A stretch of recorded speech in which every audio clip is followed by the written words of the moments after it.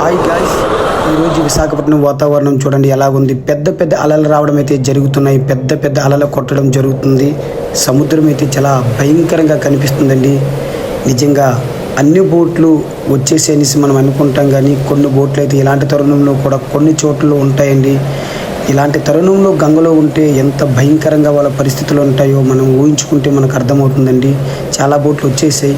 వాళ్ళు తెచ్చినటువంటి చేపలు కూడా ఈరోజు రేట్ అయితే లేదండి. వాతావరణం బాగలేదు కాబట్టి చలి గాలి ఇవన్నీ ఈ ప్రభావం వల్ల సముద్రం కూడా ఎంత భయంకరంగా కనిపిస్తుందో ఒక్కసారి చూడండి.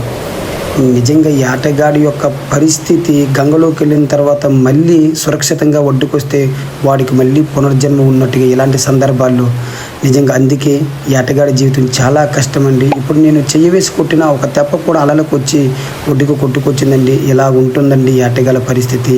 డెక్కడితే డొక్కాడే పరిస్థితి అండి ఈ ఆటగాడిది. అందుకే కుటుంబాన్ని పోషించుకోవడం కోసం ఎంత డేంజర్ అయినా సరే ముందుకు దూసుకుపోతాడండి. మత్స్యకారుని కష్టాన్ని గుర్తించిన ప్రతి అన్న ఒక కామెంట్ పెట్టండి అన్న. అలాగే పంటను పండించే రైతన్నల పరిస్థితి కూడా చూడనన్న. తుఫాన్ల వల్ల, వర్షాల వల్ల, గాళ్ళు వల్ల వరి నిలబడక కింద పడిపోతుందన్న.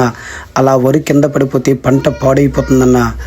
ఈ పంటను పండించుకోవడం కోసం ఒక రైతు పడ్డ కష్టం అంతా ఇంత కాదన్న. ఈ నీరు నిలబడిపోవడం వల్ల వరి పాడైపోతుంది కాబట్టి ఆ నీరుని బయటికి ఏదో విధంగా పంపించాలి కాబట్టి ఒక పిల్ల కాల వల్ల తవ్వి ఆ నీరుని బయటికి పంపించడం అయితే జరుగుతుంది.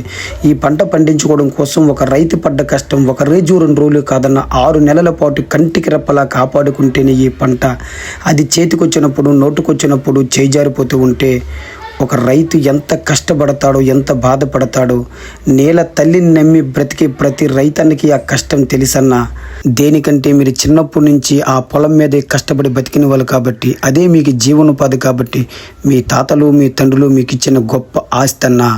మీరు బ్రతుకుతూ వేలాది మందిని బ్రతికిస్తూ ఉంటారు. అందుకే పెద్దలు అన్నారేమో బహుశా అన్నదాత సుఖీభవని మిమ్మల్ని ఆశీర్వదించారన్నా. అన్నా మీరు క్షేమంగా ఉంటే మేమందరం కూడా క్షేమంగా ఉంటామన్నా. మా వీడియో నచ్చితే ఒక లైక్ వేసి సబ్స్క్రైబ్ చేసుకొని మా ఛానల్ని ముందుకు నడిపించాలని మనస్ఫూర్తిగా కోరుకుంటున్నానన్నా. జై హింద్.